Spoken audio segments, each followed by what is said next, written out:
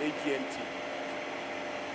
I'm standing in for my GMT engineer Akintola. Well, we have just witnessed the commissioning of a newly installed power transformer at Lekki Substation. The old capacity of the station was 180 megawatts. But with the addition of this new transformer now, the station has been upgraded to 240 megawatts. The community that will benefit from this installation are Lekki environment, Maroko, Agungi. The disco that will service this area that benefit directly from this new installation is Eko Electricity Distribution Company.